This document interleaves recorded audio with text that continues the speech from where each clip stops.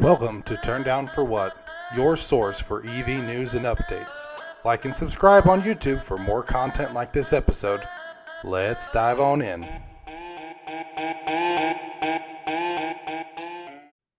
Welcome back to Turn Down for What.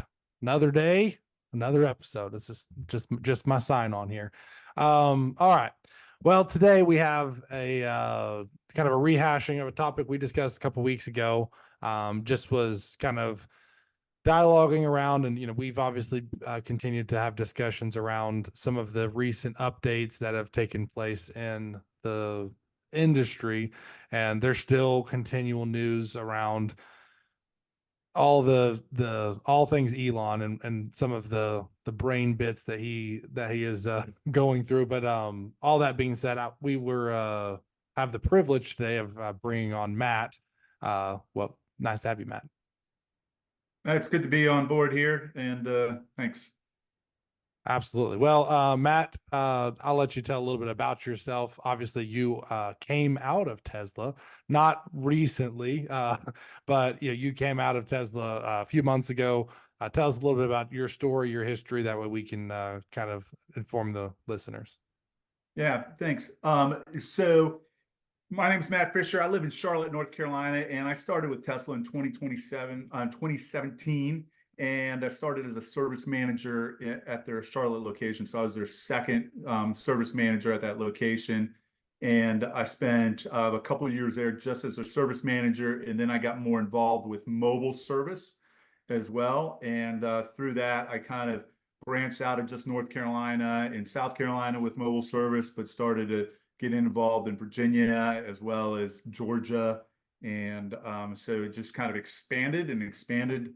And before I knew it, I was kind of working in mobile throughout the Southeast.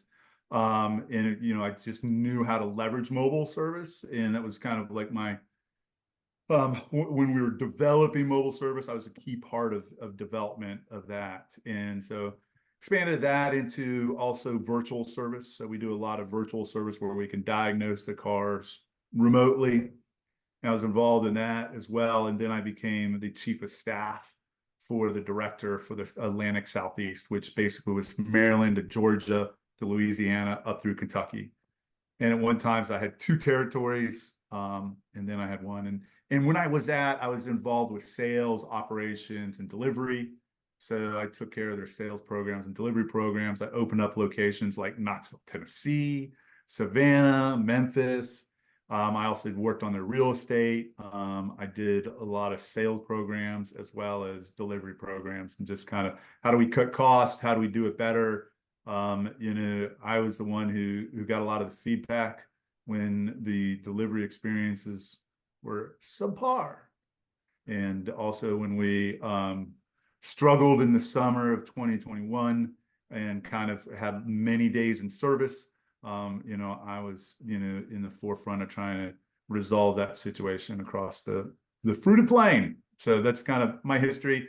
I had four directors in my time, and then the fourth one came, and it was time for Matt to be retired. And so I left Tesla back in October.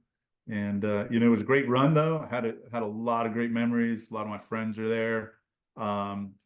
Good experiences, and very happy with the progress I was able to do and things that I was able to be part of. So that's a little bit of me. We'll learn some more. Email can come to me at any time. Yeah, I well, will I say, go ahead. I will say it's remarkable that to a person, everybody I've interacted with, known, seen a post on LinkedIn, whatever, when their time comes up at Tesla to move to something different, regardless of the circumstances that created it, they all are very complimentary about the people they worked with and just how fulfilling it was to do the work and the impact they made. And I think it's just to hear it once again. As a fan of all things EV and the movement and the culture and everything about it, I just find it remarkable how consistent that is. So kudos to you and all the work that you and your peers have done. Yeah, and I can't. There was some really ugly times. We made some bad decisions. We did some great things. You count the number of quarters you're there, right? And so everybody goes like, hey, you know what? I have 36 quarters. And those are hard times. Those end of quarters, EOQs, we talk about them. And those really bond you, man. Those experiences bond you with those individuals for a lifetime. Yeah. Yeah, I was gonna compare it to that bonding idea of you've gone through, the turmoil and then shared in the, in the achievements, and that definitely has an intense bond, it would seem. Yeah. Well, it seems like, obviously, Tesla has taken a strong foothold in the EV industry and the car industry as a whole worldwide. And obviously, there's been some recent FUD in the news just around some of the layoffs and everything. But I mean, there's 150,000 people employed by Tesla, and a gigantic movement has been built out of, the industry and everything that Elon's done with the Tesla, and the whole team and the supercharger network and everything has really accelerated the growth and adoption of EVs as a whole. Because I think without those steps and those movements, I think we would be literally 5 to 10 years behind where we are at with EV adoption. And so I think everything and everyone that's been a part of that movement is something to be commended. I mean, the service model that Tesla carries is unique, and obviously you've been heavily involved in that specifically, but that's something that had to be implemented for a new system and infrastructure that a Tesla would bring to the table with lack of physical sales shops around. And so seeing that type of modeling and seeing how all that's been rolled out is impressive. And then you roll into some of the other pieces that are at play with the whole Tesla system. I think it's definitely something to be commended. Yeah, I agree, man. The things that people have done and accomplished, and there's some really great heroes and people in the background that you never see, like Jennifer Miller and her service programs that she rolled out and was able to lead. She might not ever get a sentence in the story of Tesla, but she deserves more than a paragraph, probably a chapter in some of the things that she did. So I think Yeah. it comes down to that idea of nature abhors a vacuum. It just right and because there isn't that PR department, because there isn't somebody to tell that story, because so often they people have to be careful about what they post when they're part of the organization. The story doesn't fully get told, and so it's up to others to take pieces or whispers and and create and fill that void, that vacuum of information. And I understand from one perspective why it almost seems to be a damned if you do, damned if you don't. You put yourself out there with press releases and a PR team, and all you get is criticism and people trying to hold you to a vision, because often Tesla has a vision of something that may take a certain time to kind of come to fruition, and maybe that time is longer than anticipated. And then you get criticism for that. If you try to put out there your aspiration and your vision, then you get hammered on it. So why do it? But then when you don't explain and when you don't tell that vision, it makes it difficult, because all these great stories that we hear after the fact, and all these great posts that we see after the fact, and all these great names that we learned after the fact, but we don't understand kind of what's happening around it. All is, this thing has disappeared. And then you hear the stories of what it took to create it and what went into it and what each did, and the partnerships with local communities and how they built it, and whether it's regulation and whether it's utilities and whether it's local city commissions, lease agreements, all these different aspects that go into it, and whether it's supercharging or a service center, how it's evolved from a building to something that now supports mobile service and virtual service. That whole evolution, right? When those stories finally come out about what it took to build these things that we take for granted, and then you wonder, wow, my eyes are opened. But now all of a sudden, I'm just as instantaneously, I'm like, well, now what? If all that is gone, now what? And then you hear BP might come in and take some things over, and et cetera, on and on, right? And then all you have is that. All you have is the FUD and the criticism now, and there's nobody proactively tells these stories and celebrates them. I think is part of the tough part. Yeah, and I think that the books are going to be written, though. I think that the stories are going to come out. So that's going to be interesting to see that kind of come out, and you're going to learn some of these things. But at the time, like, what can we do to take advantage of it? I think that, a lot of people are paying a lot of homage right now to the supercharging team and, what they've done. And there's definitely some superstars in that supercharging team. But the vision that Elon had many, many years ago to start working on this and getting that snowball bigger and bigger. So when it's rolling downhill, it's a mammoth machine. In the last 2 years, you saw the supercharging map go from, speckled to everywhere, right? You look at Atlanta, like if you look at Atlanta, like 3 years ago, they had like 6 chargers, maybe 6 chargers, maybe 4. And now they have 20 some odd. I mean, it's, you can't, those are fast chargers.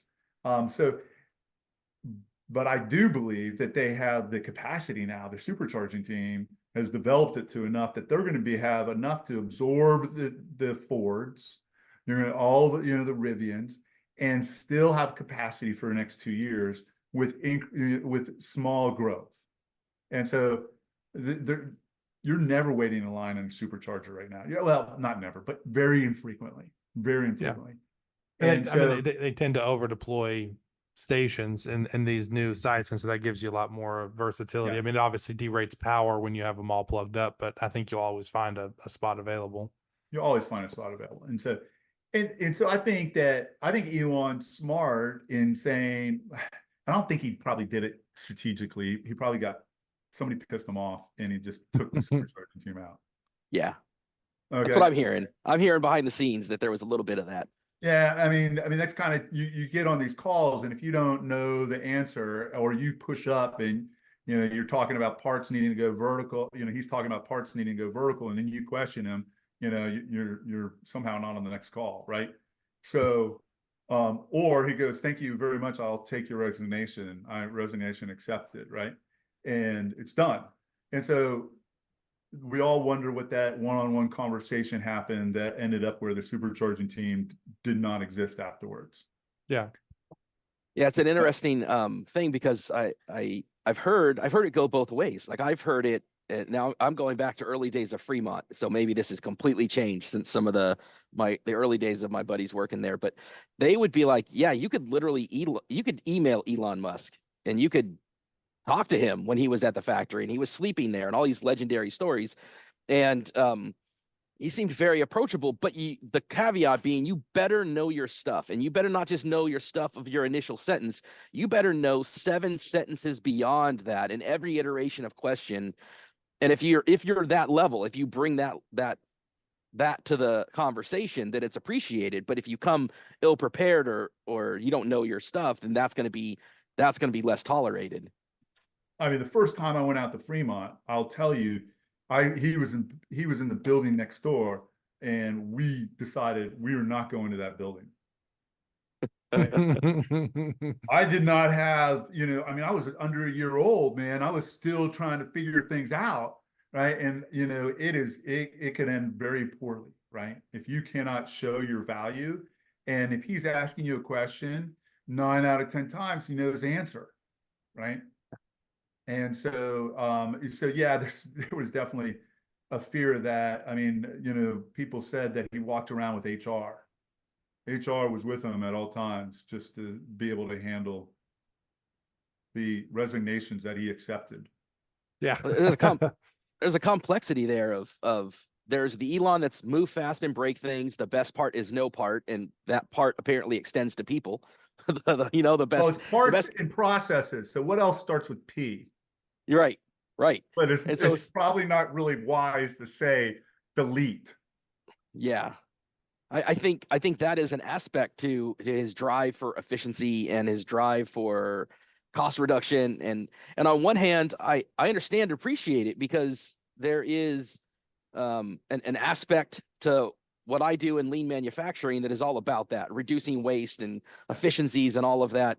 And I look at the reality of the situation in the United States. We're very sheltered, and we look at Tesla as this amazing juggernaut, these people that are 10 years ahead.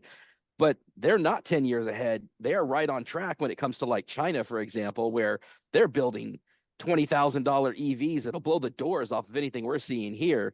And so they're on par with their compatriots in a lot of ways out there in China. And so he's got to know, he's got to do better. He's got to find these efficiencies. If he's going to compete on that market. And I don't even know if the US auto manufacturing sector understands how far behind they are when you look at that. So I understand that on one level. Well, I think they understand, and that's why you see Biden kind of putting in those tariff restrictions, right?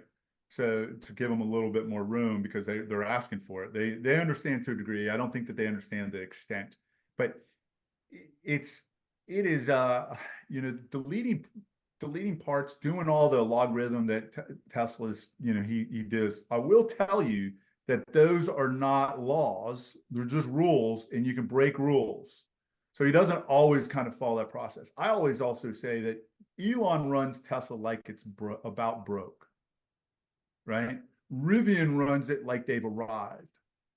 Rivian should more run it like they're about broke, and Tesla should run it more like they've arrived. And Tesla's done a good job of kind of dragging the industry along with it.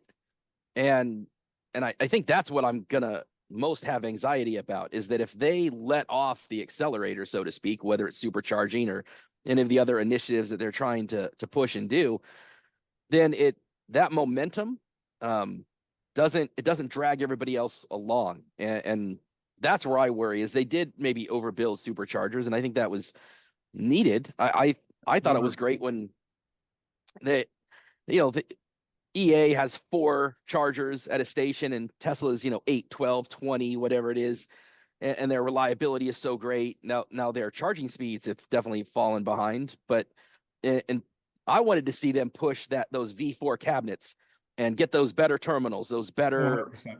right. That was a mistake. I think that he gave him criticism on that you didn't come out with V4 like you said you were. You needed to come out. You need to be engineers first, Yeah, and not executors and program managers. And so we're not in the business of program managing, and we're in the business of engineering. And I think that they struggled with that, and they needed to kind of come up with, the solution for it. So that's where I think they kind of were a little bit slow, and, they were probably also a little heavy on the supercharging team on program managers. So and then that's part of the struggle, right? Is that we're forced to kind of be here to speculate, right? What does this mean? Are they going to better focus on that next gen of chargers that needs the 1,000 volts and the V4 terminals? Is that what's happening? Are they going to become a parts supplier, kind of like they've pivoted a bit in solar, right, where they provide the hardware but third parties install it? Are they going to sell to the likes of BP and Shell and other places and let them install this hardware? We don't know. We're forced to speculate, and I can't tell if Elon even knows, or if he's just like, okay, that's a good idea, let's do that. So, what's your opinions on the round of layoffs that took place, including the supercharger team, but also following up with some engineering team? What is the impact of those moves for? It's going to be a loaded question. I'll let you speak for a minute, but what's the impacts of that for service and for the charging industry? But also, how do you, with the news that's come out since, with the rehiring of some people, like, how do you see this whole pendulum swinging as far as the Tesla system? I think service is going to be tough, man. I think that they went down to the bone on there, and I think they went probably a little too quickly to, give Elon his number. And I mean, I saw some like 7 techs in a location, and when they had 23, and so now they're down to 16. And so that's a tough number, especially when you're going into the summer season. You see an upkick in service, and so are you going to see your days in service go up, and beyond a week, 2 weeks?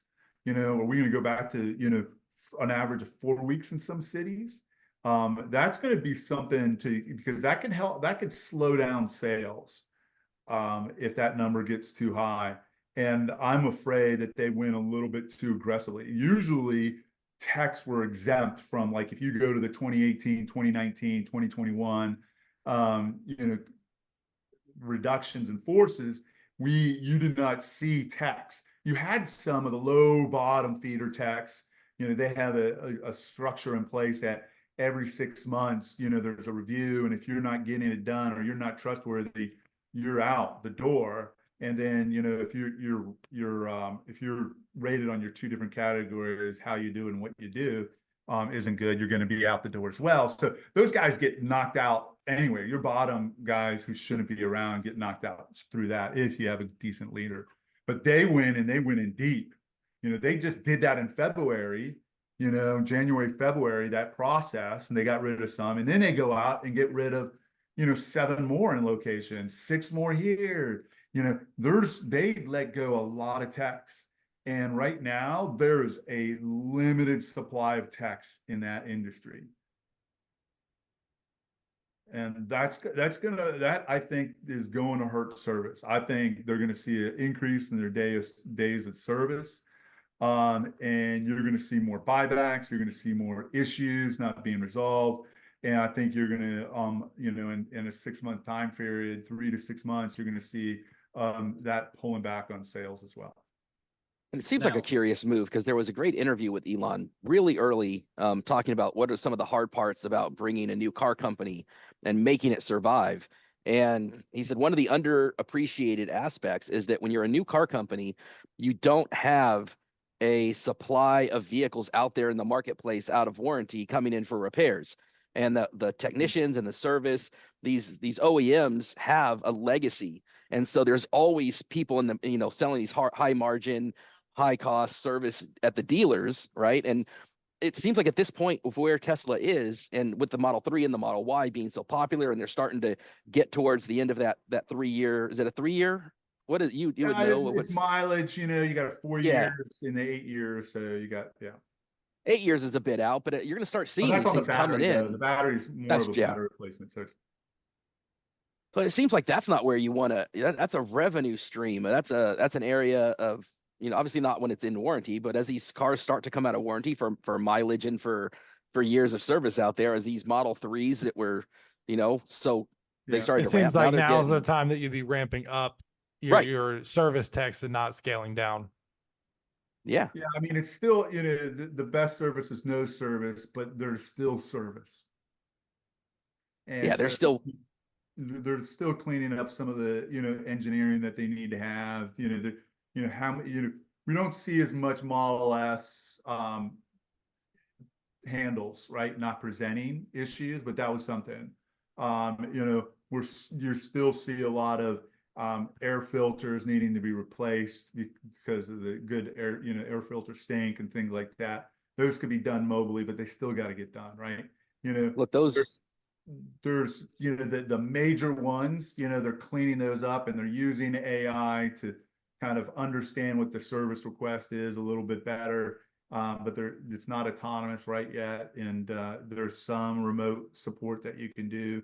But there's still service, and it's gonna be painful until they start to, they have the right amount of mechanical techs and remote techs to be supported. And I don't think that they had it. I think they went in deep on it. I think that's one of the things that you don't see kind of on LinkedIn. You don't have many techs that are on LinkedIn saying I'm out, right? You're not seeing that impact.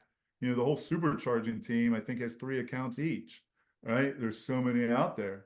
But that's sarcasm, by the way. So, but your techs aren't out there saying, hey, and you know what? Tomorrow they go and get a job down at Ford, or they go over to BMW, or they go over to Porsche. They got a job tomorrow. So they, you're not seeing, the pain of that. But we will see it in the owners' days in service kind of coming up. So that's one thing I think. Sales wise, they let some great salespeople go. I was just shocked. Like the best sales person in for the first quarter in Georgia was let go. Shocking.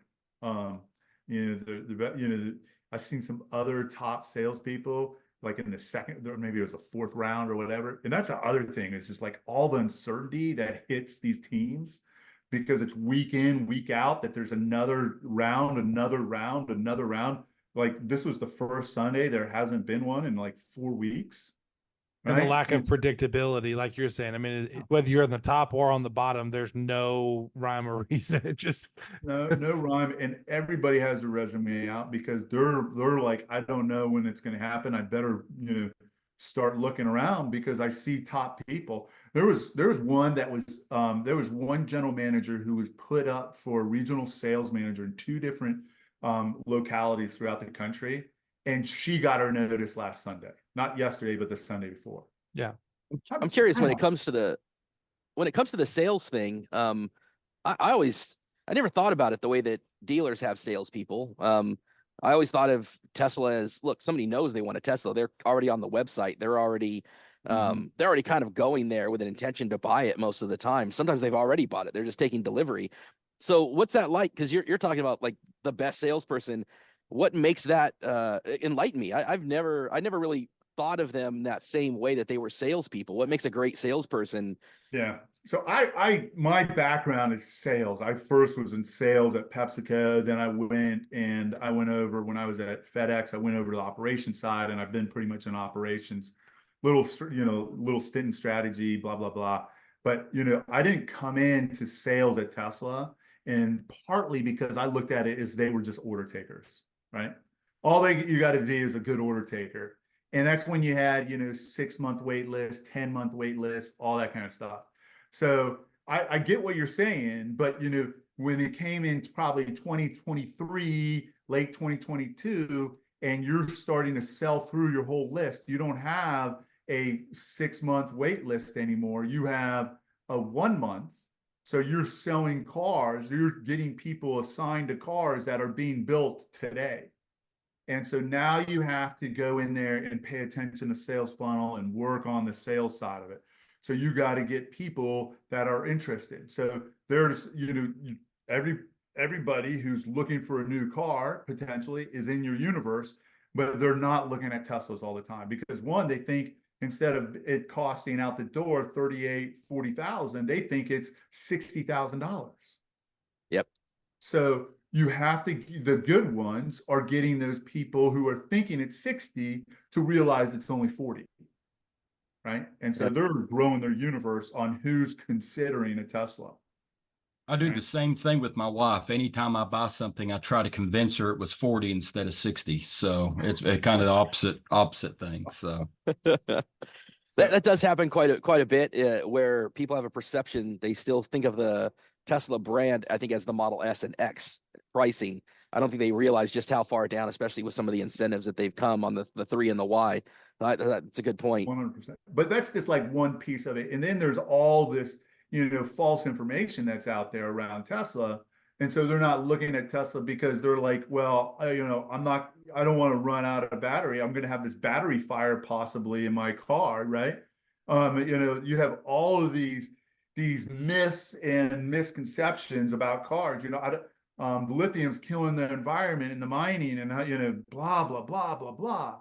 And so that's where your great salespeople are able to kind of understand, be able to kind of see what their needs are, sell to the budget, kind of look at total cost of ownership and things like that. So that's where these guys had higher sales because they were able to do it. They worked their sales pipeline. They were able to get more people into the universe. So there's more of that. That's where you're starting to see that Tesla, they have a lot of order takers. And if you go to actually the regular dealerships, not even just for EVs, but the regular dealerships will tell you that 80% of them have always been order takers, and now they're needing to be salespeople because since when COVID came out and they had no inventory, now they're having inventory and they're needing to sell stuff. So let me ask you, as They're someone that's kind struggling. of you've been through the gauntlet, and Yeah. if Tesla reaches out and says, "Hey, we want to bring you back into the fold," what's that look like in your head in terms of balancing the movement and the great things and the Yeah. great people and what you've been through? Like, how do you think most people? Because we know that they have that's not a word, but they have brought back people recently, and like kind of talk us through what you guys Yeah. talk about internally. So some leaders are for it. Some leaders are like, no, you know what? It's time that we move on, and people are never the same when they come back the second time. I personally brought back a lot of people, to be honest with you. I have a parts advisor who was left in 21. I think it was 21. It might have been 2020. And we brought him back about a year later, and he's still there, and he's thriving and doing great, right? So I love seeing that. I brought back a manager into a location. He went to Rivian in the meantime, and I brought him back from Rivian because I was upset that we let him go. And he was a great leader. He did a great job, well loved. So I'm for that kind of stuff. There's others that are just like you. They don't bring people back no matter what. And what about yourself? If there was an opportunity to return It back depends into on that, who it is. does it depend on who you're with working people. for? Yeah, it's Yeah. who I work with is really kind of key to me.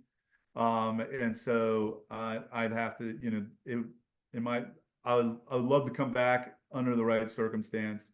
But it's also, you get off that train, man, it's going 150 miles an hour, you're rolling over, and then you get up and you're dizzy and you're looking around going, what the heck happened? And, like 3 weeks go by and your head starts to clear and you're like, wow, there's a different pace of life. So there's something to that. And so, I appreciate not going 150 miles an hour as well.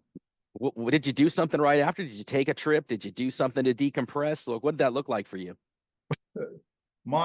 So it was like right after a 10-day trip to California and Yosemite, and it was really awesome.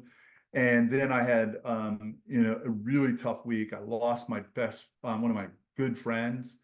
He passed away, and I was helping that team out with that. And then boom. And so for me, I think I probably looked at the wall probably for like 2 or 3 weeks and tried to figure out what was going on. But I didn't like immediately go, oh, let's go celebrate. And I think I feel for all these people because they're like off the train and it's been going 150 miles an hour, and now they're like, and it's tough. And then if you're at Tesla still, you're worried about your job and the uncertainty around that, and you have survival guilt. You're here, they're not. So it's a tough spot. I'm going to switch gears on one part of it, go back to one thing you were talking about, especially with AI. That's one thing that really does, I study a lot of programming and a lot of different AI strategies. Have you seen a positive impact by using Internet of Things systems or AI diagnostics in with your overall program? Do you see where that's really making a big impact on saving people time and money as it gets implemented more within the ecosystem? I think in the last year, we've seen a lot of increase. So when I was there was a lot of dealing with how do we take text messages and kind of respond and understand what's going on. And they just like hit a plateau probably for, let's say that we started it in 2020 really kind of heavily, and we kind of hit a plateau in 2021, and we're just incrementally getting there. But in 2023, we started to see strides being made. And so I think that things that are happening. And I have a friend who has a short-term rental company, and he uses AI for all his responses on his text. And so it learned by looking at his text responses over the past year on how to respond to texts that are coming in from renters. And so there's just tremendous like help in that. And so there is some, I think, really improvements that are being made industry and what I was seeing at Tesla when I was there. But I also think that the programming support that AI has is making these programmers so much more efficient and cleaner programs. I was advising someone who's kind of coming into this industry of HTML development work and programming, and I was like, you need to learn how to use the AI tools, brother, because it's coming and it's real, and the people that can leverage it are going to be winners, and the people who aren't and just use it because they don't know how to use the tool and continue to program everything are going to be struggle. They're going to be on the struggle bus sooner than later. 100% agree. So to kind of tie it all together, what do you think is the outlay that is in the near future with what's happened? Where do you see Elon's focus as far as like the future of the next steps for Tesla? So every time focus of Elon, that's kind of interesting. Every time he kind of like focus in on Tesla, I'm telling you, everybody at Tesla is like, when is he going to focus on SpaceX? When is our turn over? And when he's focusing on SpaceX or he's focusing on X or he's focusing on boring, we're like, we feel for you guys. We feel for you. But thank God he's not focused on us. Because now we can execute what he's given us, and we can clean up and get things rolling, because he breaks things and he's going to break it. And you know what? There's going to be some things that are going to be, you know what? Incredible. That we're like, wow, that was really, we have a better, we have a better gadget. We have a better process. And there's going to be some mistakes. And he says it, man. If you're not adding parts back, you're not deleting enough, right? And if there's not broken things and you make it wrong, you're not being aggressive enough. But that's what's going to happen. There's going to be this 2-3 month focus that Elon has that's intense. There's probably Friday calls that he's having with his whole leadership team, probably 2 or 3 calls in Tesla weekly that he's going, and you got to report back, and you got to you make up your you make your commitments and you come back, and that stuff is happening. And that stuff doesn't happen at 6 o'clock in the evening. That stuff happens at 9 o'clock at night, right? And that's real, and sometimes that's 9 o'clock Pacific time, brother. So it's rough, but is there going to be some things that it's going to be better off? Yeah, there's going to be things that are better off. Is there going to be some that it's going to be ugly? Yeah, there's going to be some ugliness. But do I see it like kind of all? I really hope that the Model 2 is delivered, because I think that the Model 2 is super important for the European market and the Chinese market. Those roads are smaller. And even if you want to drive a robo cab, it's got to be smaller. And you need to have a smaller vehicle in those markets. And we need a cheaper market, one in the North America before the Chinese come, because they're coming. And you know what? There's a huge swath of people that are waiting for something that's around the $20,000 range. Yeah. That's one of the big things it. we've always talked about on this podcast, is the things that limit adoption is the fact that 90% of vehicles that are being released are $80,000 plus. And we have to figure out how to get a market. I mean, the reason that the Tesla Model Y is the number one, seller in the world is the affordability of it. Well, and also it's just the Model Y, while others have like 3 or 4 in that category, right? So you could summate theirs and say, well, they're in that category is probably larger than a Model Y, but you can't get the Model Y and the Model 3 down to $20,000, Right. and so we need to get something down to the $20,000 mark and be able to open up doors for so many more people. And I think it was a mistake to spend as much time and energy on the Cybertruck.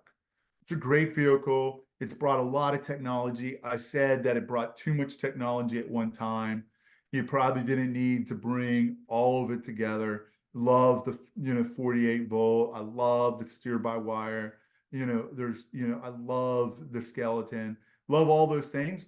Probably could have done half of them and save the other half for the other.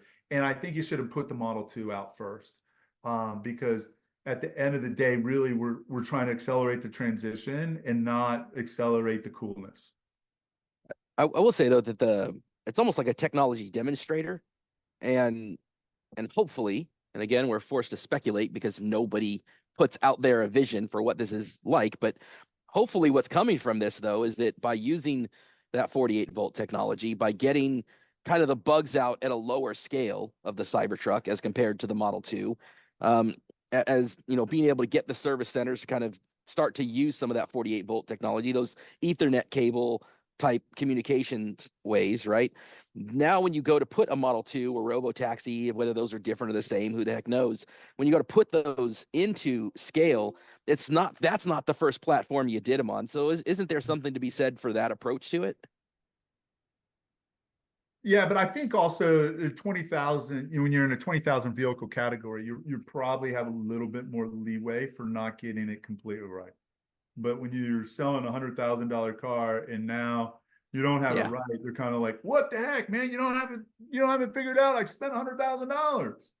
Yeah. So, I mean, there's arguments on both sides of that, right? I just think that we're really, simplify it. We're really about trying to accelerate the transition to sustainable energy. We're not really trying to accelerate the coolness of EVs.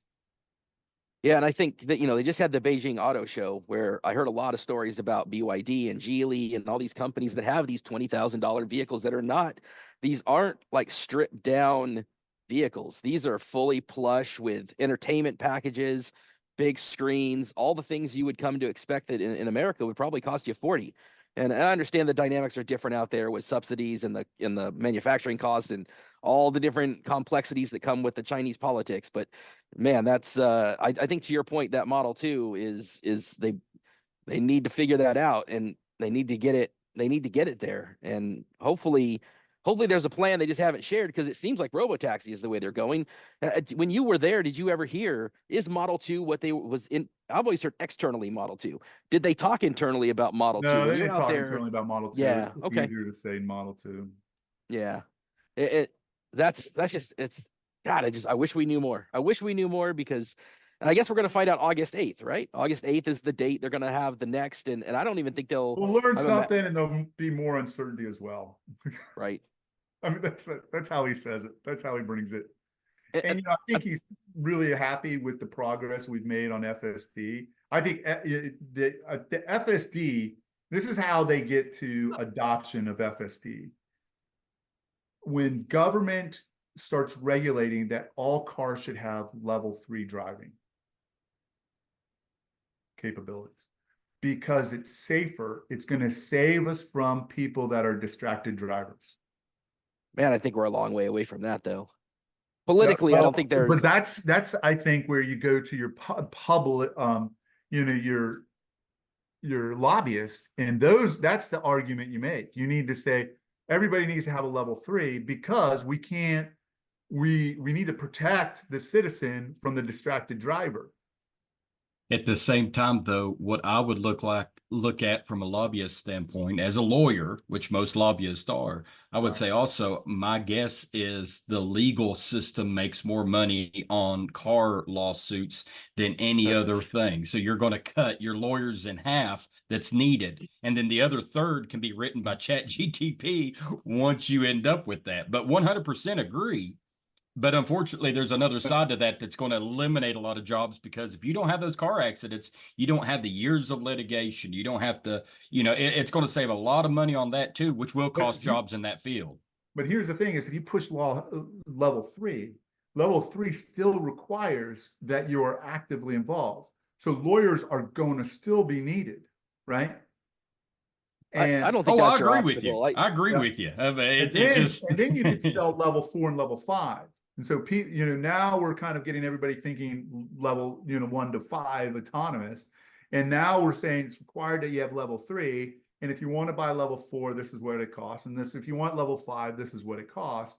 And so people understand it. Then they have to automatically say, what does level 4 and level 5 look like? And we allow that. And here's a space that you can operate in. But right now, they don't have a space that level 5 can operate in.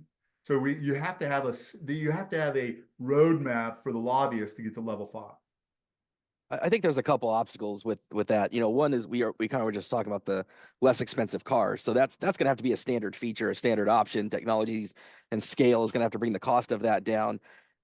We haven't even Tesla hasn't even decided on the best way to do a level 3, whether it's LiDAR, whether it's visual. I think those things are tough obstacles, but I think the biggest obstacle of them all is human nature. And we've talked about this on past episodes where I think clearly FSD, these types of things are far, far superior to not having them. And yet the tolerance for an accident happening because a human caused it is relatable. So if you know, if Jesse gets into an accident and somebody close to me passes away because of it, I'm going to be devastated but forgiving of Jesse as a human because I can relate to Jesse. But when it's BMW, when it's Tesla, when it's Ford, and it's their system that did it, I'm gonna viscerally not accept that, even if the math shows it's almost like the EV battery conversation, right? The gas one catches on fire statistically way more than an EV battery, but there is something viscerally that people don't like about the EV, and I think I think it's the same thing when it comes to this automated driving. Because autonomous driving also exists with gas vehicles. You know, Blue Cruise that Ford has is available on a number of their ICE vehicles and hybrids. And it is that idea of turning control over. And then, of course, importantly, that government mandate. If you put those two things together, I think that is unfortunately a recipe for disaster. If government mandates like they have with EV in a lot of perceptions, that's going to get visceral pushback.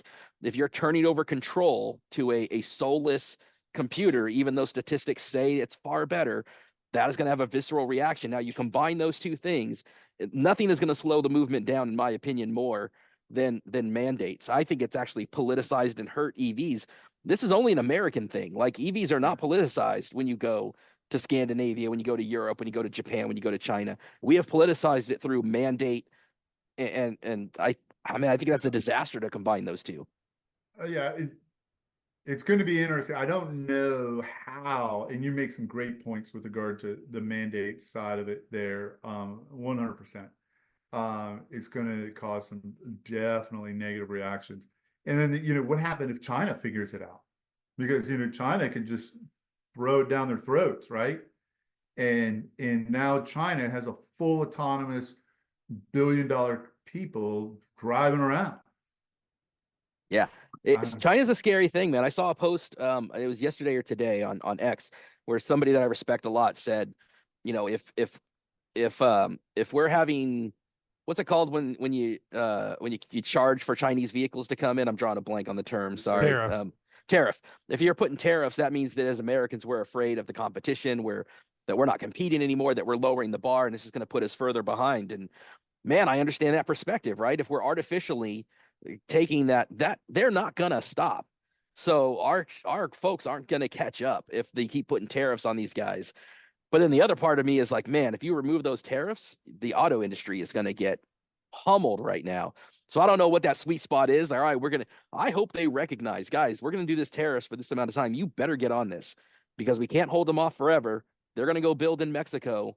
They're gonna find a way. They're gonna, you know, they're going to have FSD. They're going to have $20,000 cars, and they are going to. Now, we went through this with the Japanese manufacturers coming in the 80s, and it hurt the industry, and we pivoted and we caught up. And, you know, some people don't exist anymore. You don't have Pontiacs, right? You don't. You know, there's a number of companies that didn't survive and consolidated. Dodge is not an American company anymore. That is a Stellantis, right? There are consequences, perhaps, for this, but the strong will survive, and Tesla needs to be one of those. Yeah, well, we need a few in the American companies. Yeah.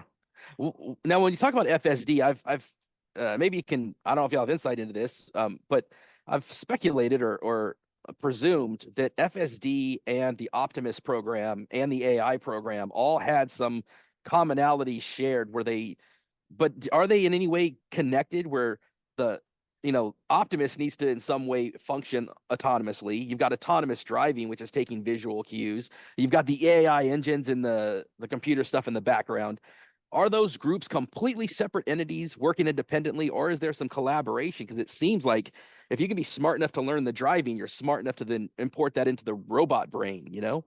Yeah, and I don't know specifically what that is, but my speculation is you were right, because it is, Elon considers a vehicle just a robot and a little bit more simplified robot. So, but he'd also let two engineering teams attack a problem at different perspectives, but there's going to be some synergies as well.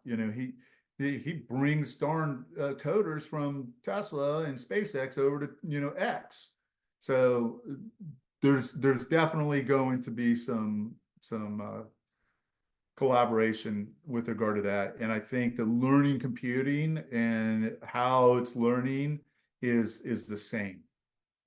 And Yeah, then I'm not sure about the vision. They're talking about developing their own radar to a higher level. But there was really some challenges, a lot of phantom braking as a result of the LiDAR. And you have these inputs that are coming in, and you go under a bridge, and your radars are just jacked up, and the information that's getting sent to you to the program is contradictory to the vision. And most oftentimes the vision was right and the radar was wrong. So what are you going to do? yeah. I thought you said an interesting insight when you talked about the idea of if you're not having to add parts back, if you haven't removed, then you haven't removed enough. And I think it maybe that extends to, by removing the LiDAR and then having to say, okay, forcing the vision to get better, forcing it in a way that never would have otherwise. And then maybe having to add some things back, maybe down the road, and even extending to people to what we were just talking about, right? Maybe his philosophy is you have to cut too much, and if you're not adding people back, then you don't know that you've truly cut enough. And there was an interesting statement you make, and I think it extends to these topics, I think, in some ways. Well, and 100%. plus, you do see where Tesla today announced that some of the people from the supercharger program was added back today. So it also makes you kind of realize who is necessary and who is not in that aspect of it. But that's something we could probably get into on another time. Now, one other related thing, though, based on the computer side, Chris, it does sound like that is a very good argument for an edge-based co-location AI data center. But we'll get into that another time. That is one of the programs that we run with our charging company, is to have that compute at the edge. That way it can communicate with vehicle to vehicle systems. So it again kind of ties everything together, that's what, the future, what they're looking for. And then for what we're doing for our charging systems, we're also looking at having the compute with it, because that is a very big part of what he's doing with the technology company. And for us with our charging systems, we're not a charging company, but as well, we're a technology group that is trying to push an initiative for that as well. It's about having the larger picture in mind. Yeah, yeah. I think the diversity is important too, and I think you guys have touched on it when you talked about the charging providers, that when they Tritium and some others, when they go under because they're not diversified, they do the one thing and the one thing only, and that's where what you guys are talking about, having more than just charging be the component, is important. I think that's something Tesla has done a great job of, whether it's Tesla Energy, whether it's AI, whether it's robotics, whether it's the driving, the FSD. They're so diversified, that I think that is why he often says, if you think of us only as a car company, then you probably shouldn't be an investor, because you don't understand what we are. Yeah, I think if you focus on one thing, you have to be really darn good at it to be successful. And Tesla's done the one things very darn well and done a lot of them. But if you're going to do one thing and one thing only, you have to be very darn good at it. Tesla's an ecosystem company. So there's several Yeah. ecosystem companies out there, like Good Amazon, word. Google. And so they're an ecosystem. Are you going to be part of that ecosystem? Yeah. How do you play in that ecosystem?